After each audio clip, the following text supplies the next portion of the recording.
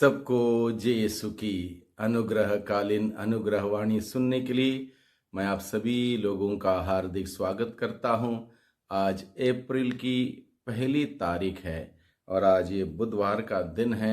हम सभी पवित्र सप्ताह में हैं और आज के दिन में हम सबों के लिए मनन चिंतन करने के लिए विषय दिया है संत मत्ती के द्वारा रचित सुसमाचार अध्याय 26 पद संख्या 14 से 25 का प्रसंग है।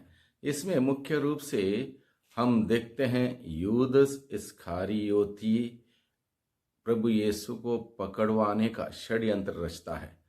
यहाँ पर उसका लक्ष्य यह है, मुझे क्या मिलेगा, मुझे क्या लाभ होगा, मैं क्या हासिल करूंगा। इस बात को लेकर वो आगे बढ़ता है, कार्य करता है। ये विचार, ये सोच स्वार्थ से भरपूर है।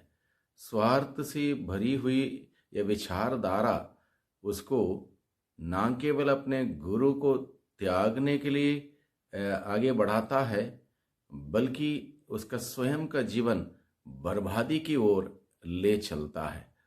जब भी इंसान के जीवन में स्वार्थ आ जाता है और स्वार्थ डोमिनेंट हो जाता है, स्वार्थ के चलते वो अलग अलग प्रकार के जो कार्य करता है, वे कार्य उसको ना केवल ईश्वर से दूर ले चलते हैं, बल्कि उसकी बर्बादी के मार्ग को प्रशस्त करता है।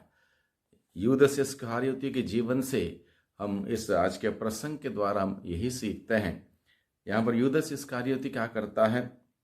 यूदस इस्खारियोती नामक व्यक्ति ने महायाजकों के पास जाकर कहा, यदि मैं ईसा को आप लोगों के हवाले कर दूं तो आप मुझे क्या देने को तैयार हैं?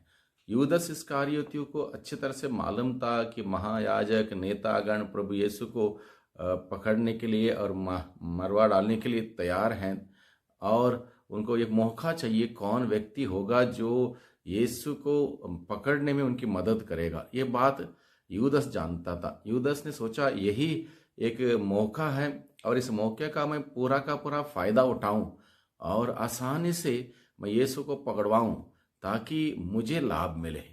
मेरा लाभ मेरा स्वार्थ लेकर, मेरा स्वयं की इच्छा लेकर जब मैं चलता हूं, निश्चित रूप से वो स्वार्थ से भरी हुई इच्छा, स्वार्थ से भरा हुआ कार्य निश्चित रूप से मुझे नरक की ओर ले चलती हैं। इस बात को हमें यहाँ पर सीखने की जरूरत है। बहुत सारे लोग आज के ज़माने में, आज के युग में मुझे क्या मिलेगा, मुझे क्या फ़ायदा होगा, इस बात को लेकर जीते हैं, इस बात को लेकर कार्य करते हैं। और जहाँ पर मेरा फ़ायदा नहीं होता, मुझे कुछ हासिल नहीं होता, तब वहाँ पर कोई दिलचस्पी नहीं, उस काम में, उस क्रियाकलाप में कोई दिलचस्पी नहीं। अगर मुझे फ़ायदा होगा, इंसान बहुत भागदौड़ करेगा, बहुत मेहनत करेगा, बहुत बहुत सक्रिय होगा।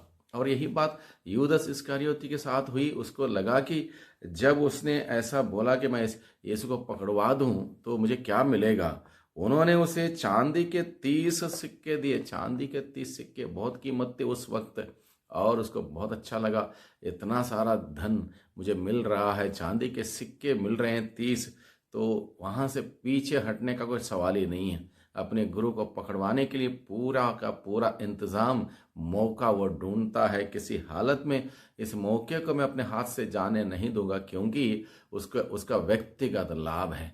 जब इंसान अपना व्यक्तिगत लाभ देखता है, अपने स्वयं के स्वार्थ को आगे बढ़ाता है और उसके बाद दूसरे किसी के साथ कुछ भी हो जाए उसके लिए वो परवाह नहीं, और इसी मानसिकता के साथ आज कितने सारे लोग जीवन बिताते हैं और दूसरों का नुकसान करते हैं, दूसरों को बर्बाद करते हैं और बाद में लॉन्ग रन में स्वयं बर्बाद हो जाते हैं।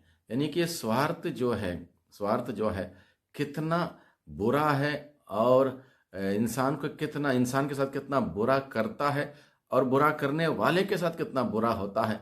इस बात को हमें आज के दिन में समझने की जरूरत है। उस समय से यूदस ईसा को पकड़वाने का अवसर ढूंढता रहा कि कहीं मेरे हाथ से मौका निकल ना जाए। 30 चांदी के सिक्के उसके आंखों के सामने उसको दिखते हैं, अपना गुरु नहीं देखता, जिस गुरु ने उसको चुना, बुलाया एक एक विशिष्ट कार्य के लिए, ये सब कुछ भूल जाता है। जब आज के ज़माने में अखबार में, टीवी में, इंटरनेट में, व्हाट्सएप में हम लोग देखते हैं, सुनते हैं कि स्वार्थ के चलते इंसान दूसरे इंसान के लिए कैसे कैसे चोट पहुंचाता है, और यहाँ तक मर्डर तक कर लेता है, क्योंकि अपना फ़ायदा यहाँ पर यूदस ने यही सोचा, अपना फ़ायदा। हम कहाँ आपके लिए यहाँ पर यूदस मौका ढूंढता है, और वो एक मौका था, पास्का पर्व का मौका था, और प्रभु को यूदस को मालूम था यही मौके पर मैं पकड़वा सकता हूँ, और उस योजना के साथ वो आगे बढ़ता है, प्रभु को पकड़वाता है। हालांकि प्रभु को मालूम था कि ऐसा कुछ होने वाला है, लेकिन प्रभु दूसरे तरीके से देखता है, पिता परमेश्वर की इच्छा और योजना देखता है, मानव जाति की मुक्ति देखता है। इसलिए सभी लोगों के लिए वो स्वयं अपनी बलि अर्पित करने के लिए आगे बढ़ता है। लेकिन प्रभु यीशु मसीह कहता है, अच्छा यही होता इस मनुष्य के लिए जिसने अपना स्वार्थ देखते हुए सब कुछ बर्बाद किया। इस मनुष्य के लिए अच्छा यही होता कि वह पैदा ही नहीं हुआ होता।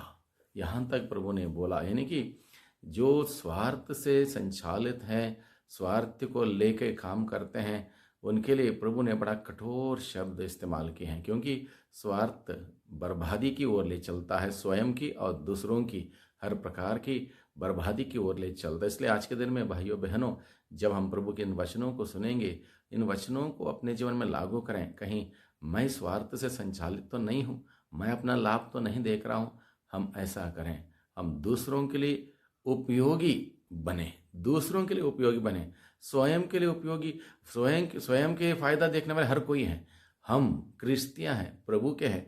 दूसरों के लिए मेरे जीवन से क्या लाभ मैं दे सकता हूँ, लाभ क्या ले सकता हूँ, ये विचारधारा ना हो, बल्कि मैं दूसरों के लिए क्या लाभ दे सकता हूँ, क्या उपयोगी बन सकता हूँ। इस विचारधारा के साथ हम आगे बढ़ें, प्रभु की आशीष मांगें, और इस पुण्य सप्ताह में पवित्रता की साधना करते हुए पवित्रता के मार्ग पर आगे बढ़ें। प्रभु की आशीष हम सबों को मिलते रहे। सबको धन्यवाद, सबको जय यीशु की।